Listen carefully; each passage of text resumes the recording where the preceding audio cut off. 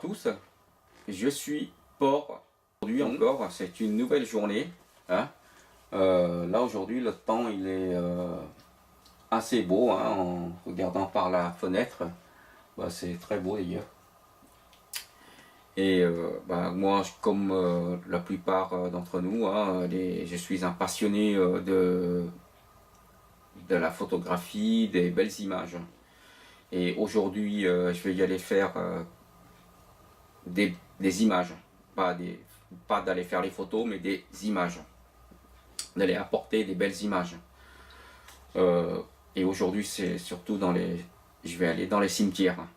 Pourquoi les cimetières? Parce que les cimetières, il y a beaucoup de très beaux monuments à faire, et c'est un lieu chargé de l'histoire. Et là aujourd'hui, je vais y aller avec le XT20. Mon nouveau boîtier que j'ai eu il y a pas longtemps d'ailleurs, et je l'adore ce boîtier, que ce soit en photo ou en vidéo. Et avec les 24 millions de pixels, les images sont nettes, c'est top, génial.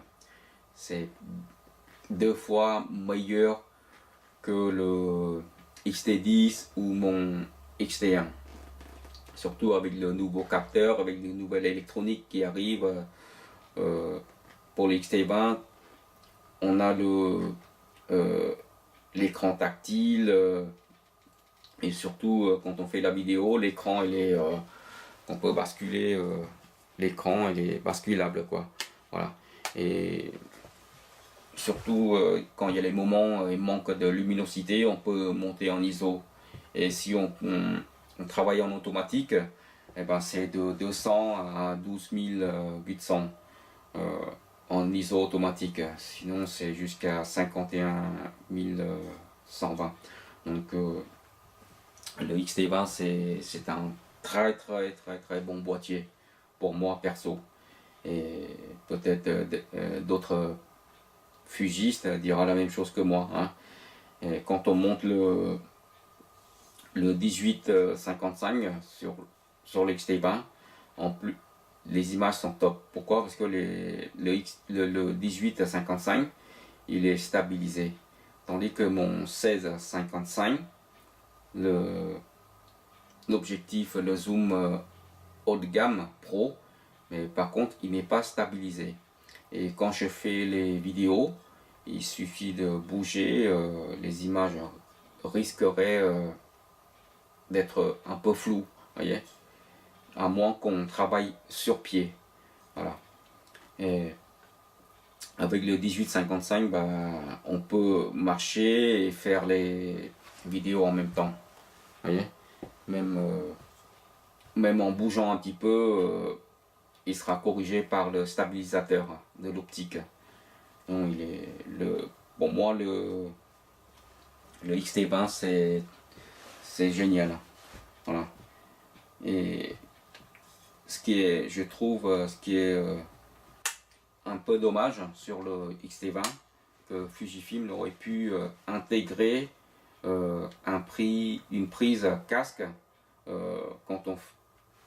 pour les personnes qui font beaucoup de vidéos comme moi, qui puissent contrôler l'entrée son. Voilà, c'est le seul point que je reproche d'ailleurs au XT20. Hein. Sinon c'est un petit boîtier léger et parfait, et il est très discret d'ailleurs, même quand on fait les photos de ville, de rue, quand il y a beaucoup de monde, il est très discret. Peut-être à l'avenir je prendrai un 23 mm en 2 pour faire les photos de nuit, ou les vidéos de nuit d'ailleurs. Voilà, donc c'est tout ce que j'ai à vous dire aujourd'hui à peu près. Hein. Et puis je vous en parlerai plus dans les prochaines vidéos.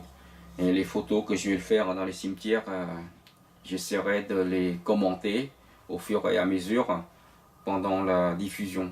Voilà. Donc merci à tous, merci d'avoir visionné ma vidéo. Abonnez-vous à ma chaîne pour d'autres vidéos ou d'autres photos. Merci à tous et à très bientôt. Merci. Oui, comme vous voyez là, en couleur, il y a beaucoup de détails, hein, avec un capteur de 24 millions de pixels.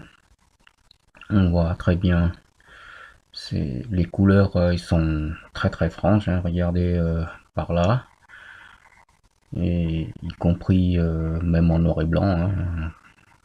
En petite ouverture, les profondeurs de champ sont bien étendues, hein, même au premier plan. Surtout sur le stèle, là, le premier plan, il est bien net. Le plan éloigné, pareil, hein, c'est les, les barreaux sont bien définis.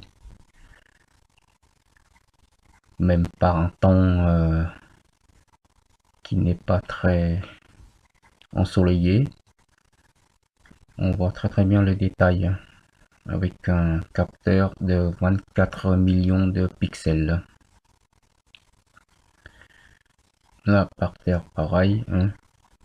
Vous voyez, on distingue très très bien les sujets du premier plan à l'arrière-plan.